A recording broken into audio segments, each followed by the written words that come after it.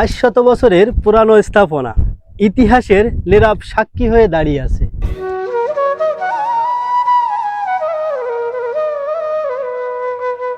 ইতিহাসের নীরব সাক্ষী 400 বছরের পুরানো ডিমরাইল নবরত্ন মন্দির।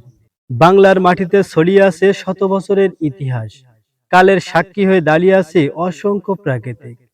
আজ আমরা এসেছি সাতক্ষীরা জেলার কালীগঞ্জ উপজেলার ডিমরাইল গ্রামে এক ঐতিহাসিক স্থাপনা দেখতে এবং এর মূল ইতিহাস তুলে ধরার চেষ্টা করব। 400 বছর আগে রাজা বিক্রমাদিত্য তৈরি করেছিলেন এই নবরত্ন মন্দির। এই মন্দির কেন আজ বিলুপ্তির পথে, সবকিছু তুলে ধরবো আজকের এই ভিডিওতে।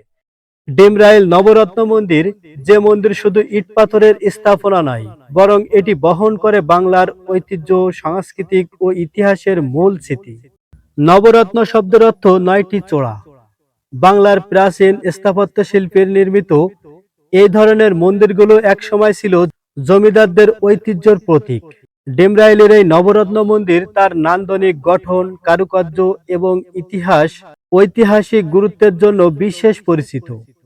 যদিও সময়ের সাথে সাথে এর কিছু অংশ ক্ষতিগ্রস্ত হয়েছে, তবু এর প্রতিটি ইট যেন অতীতের গল্প শুনিয়ে যায়। মন্দিরের দেয়ালে দেখা যায় প্রাচীন অলঙ্করণ ও নকশার ছাপ। বাংলার ঐতিহ্যবাহী স্থাপত্য শিল্পের সঙ্গে মুঘল প্রভাবের মিশ্রণ এই স্থাপনাকে করেছে অনন্য। উচ্চ চড়া, পুরাতন ইটের গাঁথুনি এবং নান্দনিক পরিবেশ, সব মিলিয়ে এটি যেন ইতিহাসের এক জীবন্ত অধ্যায়। ধারণা করা হয় বহু বছর আগে স্থানীয় জমিদার পরিবারের উদ্যোগে এই মন্দিরটি নির্মাণ করা হয়েছিল। কথিত আছে রাজা বিক্রমাদিত্য নির্মাণ করেছিলেন এই বিশাল নবরত্ন মন্দির। এখানে একসময় ধর্মীয় অনুষ্ঠান, পূজা এবং সামাজিক আয়োজন অনুষ্ঠিত হতো।